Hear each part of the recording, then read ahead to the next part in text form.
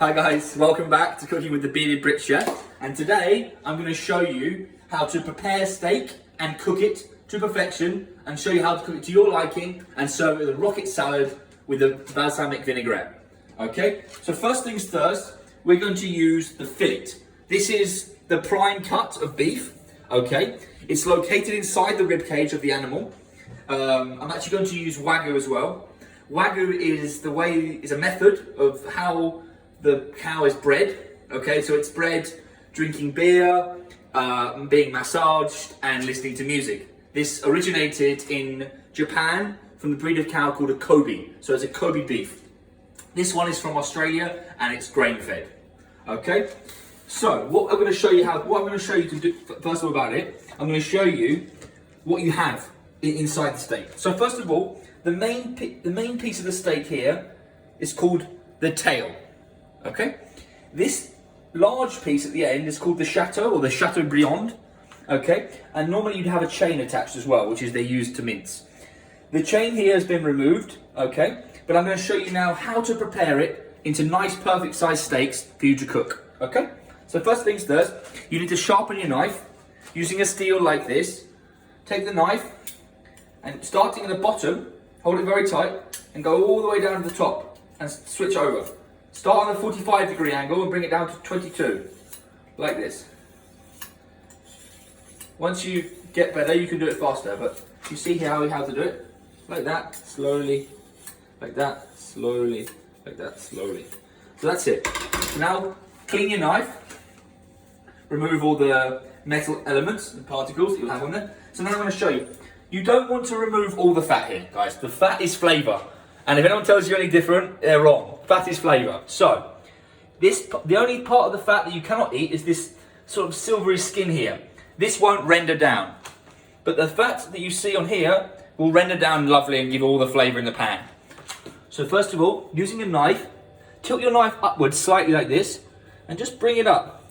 So and then always have a dirty bowl here, and always go inside and bring it up like that. And you'll remove the meat inside.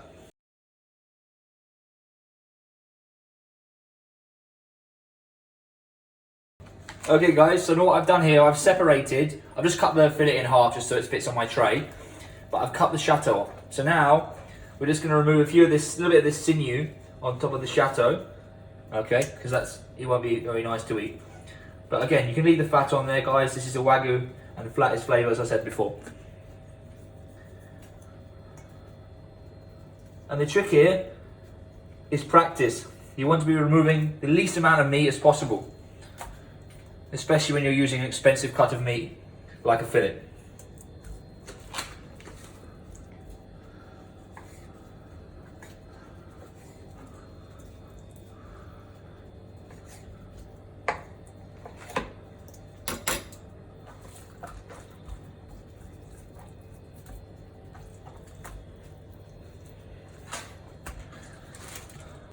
So guys, we're almost finished now in prepping it. And then the most important part I'm going to show you now is how to roll it. Because steak is obviously a muscle, like any muscle. It won't stay in one place when you cook it. So we're going to roll it in cling film, okay? What that will do,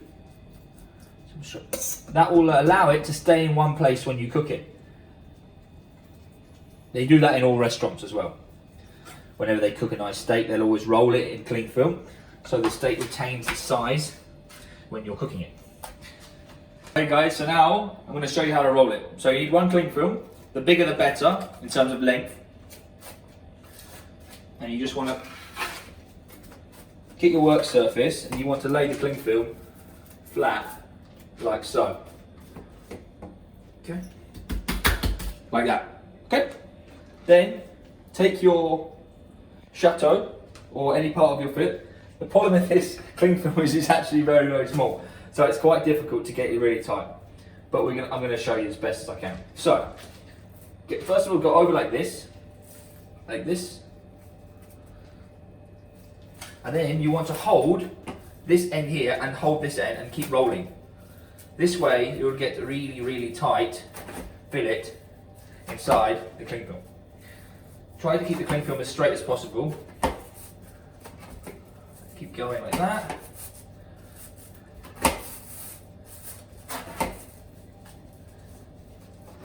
until you have, you see how tight it's getting? This is good.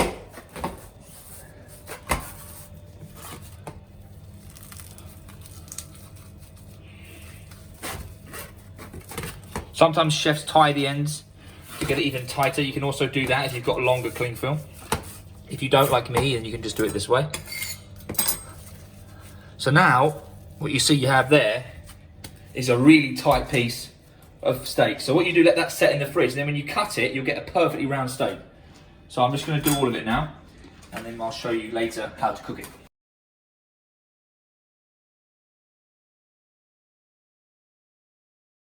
Okay guys, so I'm going to show you what the difference is between sinew and fat. So if you have a look in this bowl here, you can see that I've wasted almost minimal amount. Okay, so if you look a bit carefully, you see this kind of stringy looking fat, sorry, this is sinew. Whereas a lot tougher piece of meat like that would be fat, the one that sort of crumbles in your hand. That's the difference between sinew and fat. So this, guys, is a waste product. You can use it if you want to mince it down with burgers and things like that, but again, it's almost a waste product. So here you have the steak, one chateau, and I've cut the fillet in half so it fits on the tray. So the chateau traditionally is served at a table. Okay, Chateaubriand, it's a French name, and chateau means house. Okay, so what it does is it will be roasted normally, okay, pan roasted or roasted in the oven, and then served and carved at the table on a guéridon table, and a maitre d' will hand carve it at your table. The fillet generally is cooked as a steak, as you and I will know it, and generally cooked as a steak. That's the difference. All right, so what I've done now, I've put the fillet and the chateau in the fridge. Okay, we're going to leave it in the fridge now. It's better overnight, but a good hour or two is good as well. So what you want to do, you want to set it. It'll be a lot easier to cut when you cut your steaks to serve.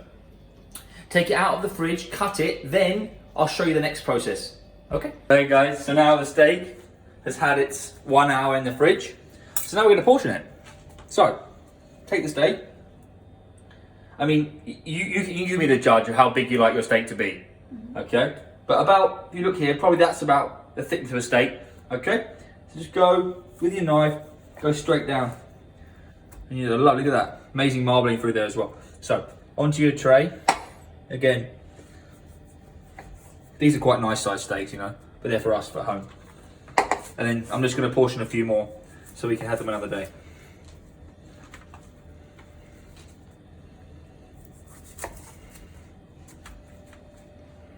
Okay, so the steak now is going to sit here outside at room temperature, and this will allow it, so when you cook it, it won't shrink up in the pan. If you cook it from fridge cold, it will shrink up in the pan, you'll end up with tough meat. So leave it out on the side to just get to room temperature so that it doesn't shrink up when you cook it.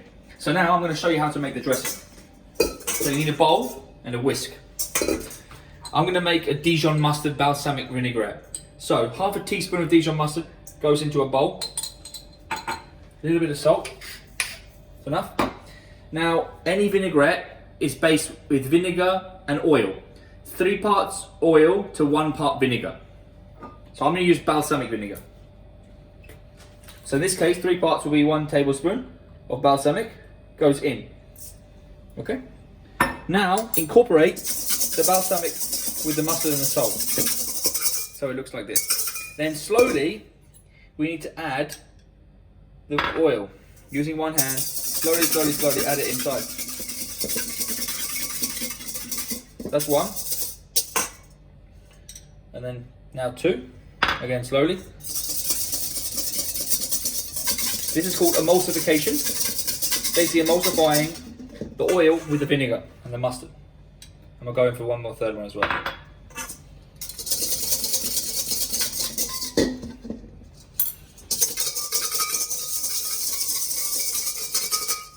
I'm going to hit it with a bit of black pepper. And now's the opportunity to check the seasoning. A little bit more salt. And there you have it, guys. This is a super simple, basic vinaigrette. You can then add to it chopped herbs, rosemary, thyme, parsley, tarragon, anything you like. You can add spices to it. You can add some za'atar, you can add some sumac, chili, whatever you like. But this is how you make a basic vinaigrette, okay? Okay everyone, so now I'm going to show you how to cook the steak, okay? And I made a little garnish as well. So the garnish that we're going to learn how to do today, this is a tomato and regular beef tomato, some gnocchi mushrooms, okay? And we're going to make a small fricassee with that. So what a fricassee is, traditionally it's with cream, but we're going to omit the cream and we're just going to make a little garnish with it.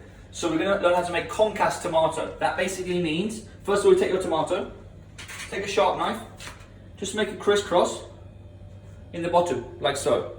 Once you've done that, you need to have a pan. You can also take out the green part as well. Just be careful of your fingers here.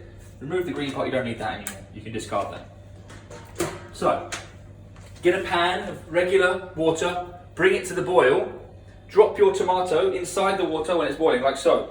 Be careful. Leave it there for around a minute. When you start to see the skin come off, then you should remove it and put it into a bowl with ice cold water. It has to be ice cold, guys. This needs to stop the cooking process. Okay? Meanwhile, we can get our steak ready. So, here's your steak you had earlier. Season it, both sides with salt, cracked black pepper. Flip the steak over. Salt again, and black pepper, and let that massage inside on the meat tray. That will start to massage into the meat. So this is what you need for your larder. You need to have some garlic. Do not peel it. I'll explain why. 1 sprig of rosemary. You can also use thyme. Some olive oil. A small knob of butter, unsalted butter, and some chopped parsley as well. Now let's go back here to our concasse, which is almost done. You can start to see the skin here. If you come and have a look, you can start to see the skin is just starting to peel off. It needs a little bit longer. Just leave it in there. Let the skin start to boil, start to peel off. Okay, just leave it in the water. It's fine. It'll still look. Make sure your pan for your steak is red hot. It must be hot. If you cook steak in a cold pan, you'll end up with grey steak and steak that will boil. So it must be in a scorching hot pan. This is a must, guys. So make sure it's very hot. Get a little bit of olive oil on your steak. I was always taught to oil the steak and not the pan. That was actually drilled into me at college. So make sure you massage the oil and the seasoning into the steak. Okay. And some of you might be asking, you still left the cling film on. I know, there's a reason why. The cling film there will help the steak to stick together, to stay in one piece. Right guys, so it's had its minute or so. Take it out, see the skin starting to peel off. Straight into ice cold water. As I said, this stops the cooking process. Right, so we can leave that now and we can discard this water. Go. So everyone, now your pan here is really hot. I don't know if you can see, but a lot of smoke's coming off the pan. And you can see it's very, very hot. There's smoke coming off the pan. Okay, right. So take your steak. That's the sound you want to be hearing when you cook steak.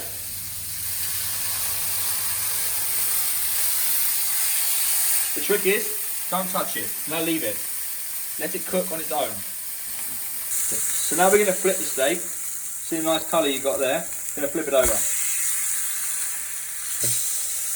You can now remove the cling film and get rid of it. So the steak started to heat up and it's managed to retain its shape. Okay? So, you want to be getting colour on all sides. So rotate your steak onto the other side. Now I'm going to show you what you do to it now. Butter and meat works amazing. And we're going to go in now with the garlic that's unpeeled. The reason why we don't peel it is because if we peel it, it will burn. This will give off the flavour. We're not going to eat it anyway, just to flavour the pan. In you go. Rosemary, 1 sprig, inside the pan. Now, take a tablespoon. Make sure it's back a bit. Tilt your pan slightly towards you, and take the butter and baste it. It's called basting on your meat. This is where you're going to get all that lovely rosemary, garlic, butter flavour inside your steak. This is called basting, guys. So when you pick up the butter and you go like that over top of it, it's called nappe if you've got like that, but this particular method is called basting. So now we can rotate the steak.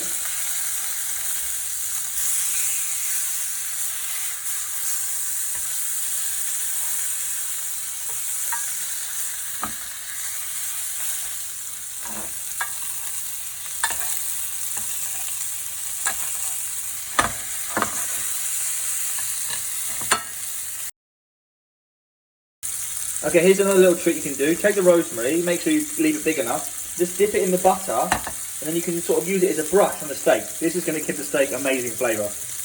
Okay, pick it up with the garlic, brush it over.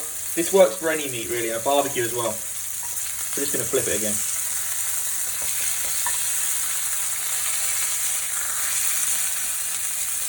Put the rosemary back in the pan. Okay. You're now going to ask me, how do you know which temperature it's cooked at? Now, it all depends on how you like your steak. These are quite big steaks, but steak's all about feel.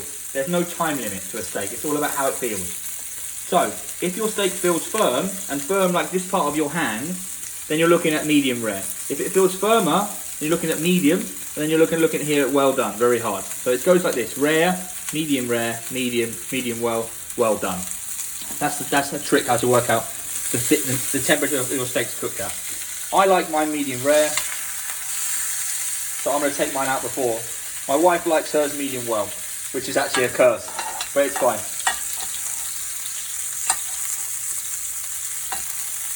Honestly, in my opinion, the steak should be only eaten at medium rare, or rare. But everyone has their own preference.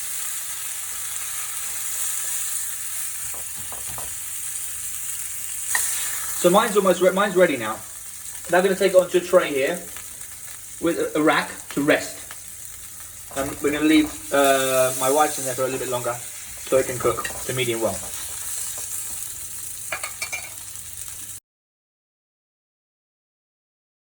So now we're going to go back to that. While the steak's finishing to cook, we're going to go back to the concasse tomato. So you need to peel the tomato. Here, peel the skin off. You might use a knife, depends. Peel the skin off. You don't eat the skin, guys, the skin goes in the bin.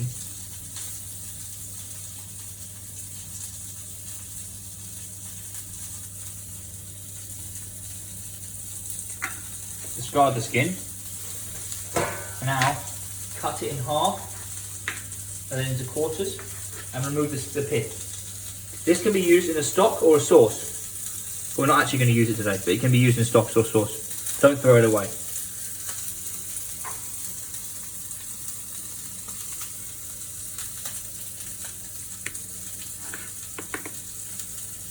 So the tomato, I've just cut it into strips, and now I'm just going to dice it, like so.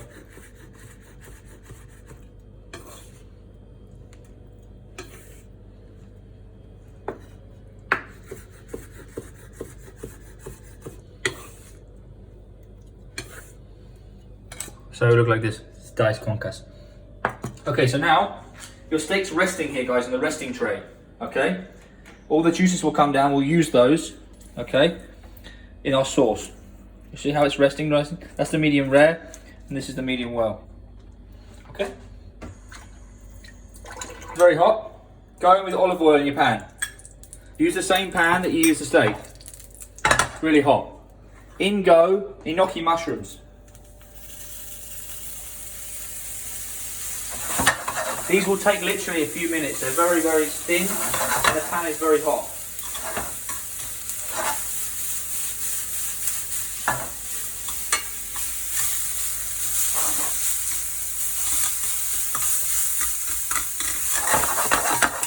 So the mushrooms are almost cooked now.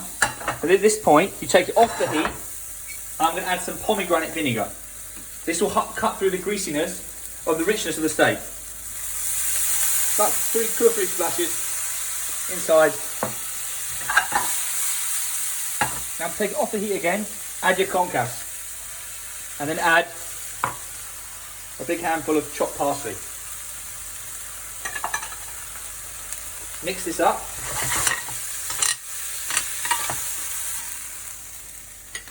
Here, I'm going to show you how to make the rocket salad. So you need some fresh washed rocket, some hazelnuts which have been roasted and just crushed lightly in a pestle and mortar, some sultanas, and the dressing you made earlier. Right, first of all, go in with the sultanas. Then, tablespoon, lightly, go in with the dressing. You don't want to add the dressing all at once because you may not need it all. And then you'll end up with very wet leaves.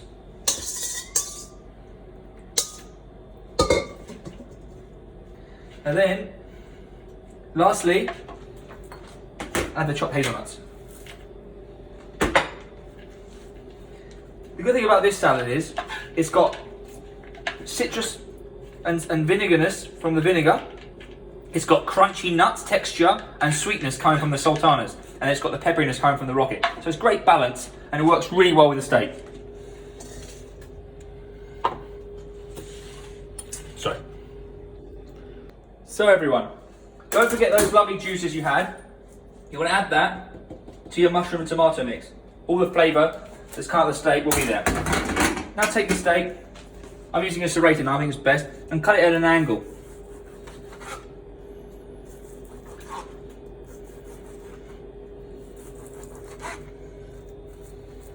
So this is the medium well.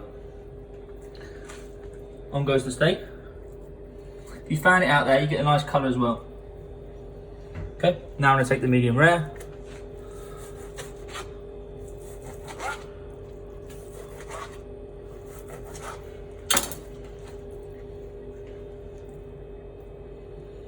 Take your lovely mushroom and tomato fricassee we made earlier. Lift that onto the plate.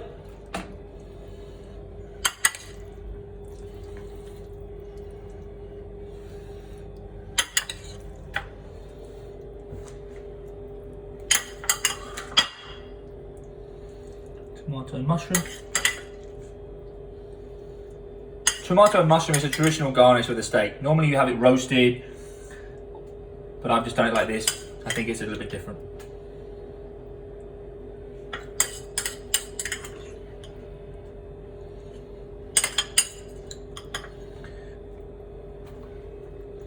And then to finish it off, we've got that beautiful rocket hazelnut and sultana salad. Which is fantastic. All the nuts and stuff have fallen to the bottom. So make sure you get some of them on there as well.